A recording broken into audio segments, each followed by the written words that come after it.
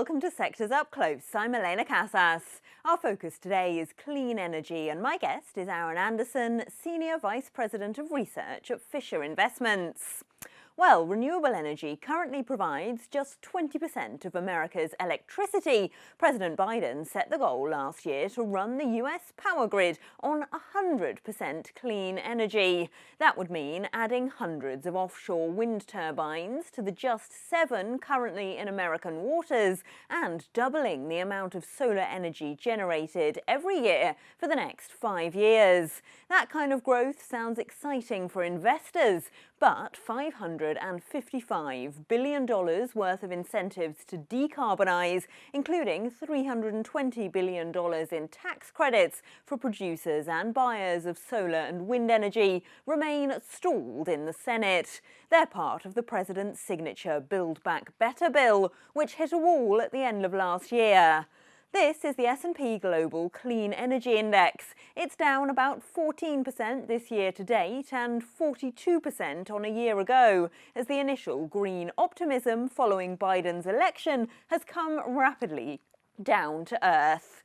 Key companies here include Enphase Energy, Vestas Wind Systems, offshore wind provider Ørsted, SolarEdge and hydrogen company Plug Power.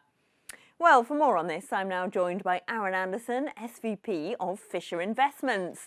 Aaron, hi. Clearly, investors got very excited about this in early 2021 and perhaps a bit carried away. But can these companies recover those kinds of prices if legislation remains blocked in Congress? Yeah, very nice to speak with you, Elena. I do think that these companies can thrive. I think that the push towards clean energy is a very powerful one and is likely to continue. I think you phrased it perfectly, though, is that people got very excited about some of these trends. They assumed all the companies in the space would be winners. And I think what investors are coming to realize now is that it's going to be quite a battle, that there's lots of competition and not everyone is going to come out on top. And so I think what we've seen over the course of the past year or so is a bit of a rationalization from those very, very optimistic levels of early 2021. But as far as the legislation goes, Build Back Better, I think there's pluses and minuses in it for clean energy companies. The fact that it's been delayed certainly is a bit of a sentiment negative. I understand why investors would want big subsidies and tax cuts and those types of things. But I think that the positive is that this is an important transition point for clean energy companies. You know, for a long time, they've been viewed as heavily reliant on government subsidies.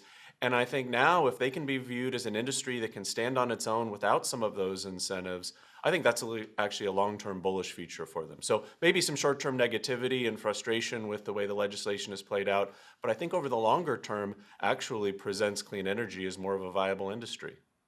What's the impact of the rising oil price in recent months on the cleaner energy sector? Is it encouraging diversification to renewables or the opposite? Well, I think it does a little bit of both. I think it leads to investment in clean energy, of course, because it just makes a more compelling case from a competitive standpoint with traditional energy sources. Certainly, clean energy becomes more compelling. But I think it also drives more investment in traditional energy. The profit motive for companies to go out and look for more traditional fossil fuels goes up as well. And so I think it does definitely drive more investment in clean energy, but I think it drives more investment in energy generally. And of course, we can't stop talking about inflation in recent weeks. That's also putting up the prices of solar and wind infrastructure, while there are still tariffs in the US on solar panels coming from China, which is the biggest producer.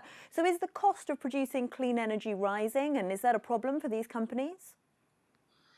Well, amazingly, solar companies, other types of companies in green energy have been very resilient through this period. You'd think all those things you mentioned, rising costs, tariffs, all of that would squeeze their margins, hurt their profitability. Really, that hasn't been the case much at all. And that's not exclusive to clean energy. I would say industries globally in energy and elsewhere have been very resilient through this period. I think investors often underestimate how well these companies can adapt, how they can manage some of those challenges. And I think it's actually been quite impressive how a lot of the clean energy companies have managed through what would seem to be a very challenging environment, and yet they've managed to thrive, at least fundamentally, nonetheless. You don't see that quite in their equity price performance, I think, because, again, there's been a bit of a letdown from those very high levels of sentiment at the beginning of last year. But fundamentally, these companies continue to do quite well. Bearing in mind all of that then, and of course the fact that this is a long-term play for investors and might require some patience, where do you think the best bets are in this space?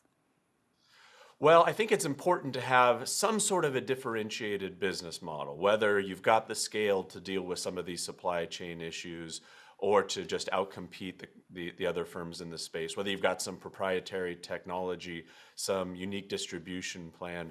If you're just taking in and reselling goods, solar goods and others, that's going to be more of a challenging environment. There are lots of new entrants there, lots of competition. I think really focusing on companies that have got a moat, so to speak, some defensible business position. I think those are the types of companies that can weather this competition we're seeing right now, come out as winners throughout all of this. And as I mentioned at the onset, I do think that the trend towards green energy is going to be a very powerful one. It's going to be a very long-lasting one. Some companies are really going to thrive here, but there's also going to be some companies that fall by the wayside because they just can't compete in this environment. So having those types of defensible business positions, I think, is critical.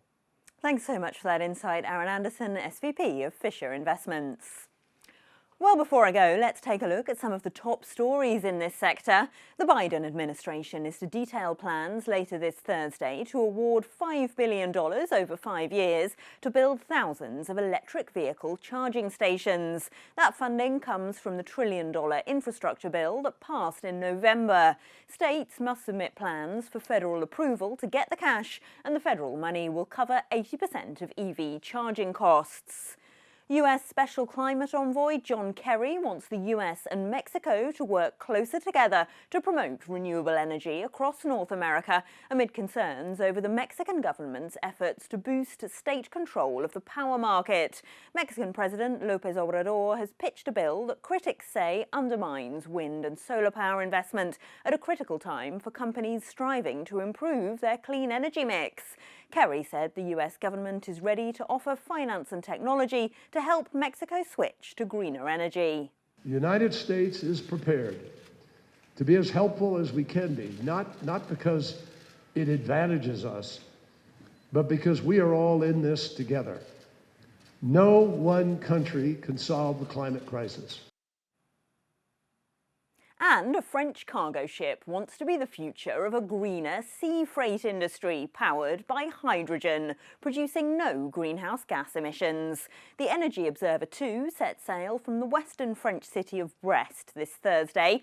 It's powered by liquefied hydrogen and has 4 sets of sails that use wind propulsion to reduce fuel consumption by up to 40%. Sea freight is responsible for 3% of the world's CO2 emissions, and designers say this boat can potentially decarbonise a third of the world's existing fleet.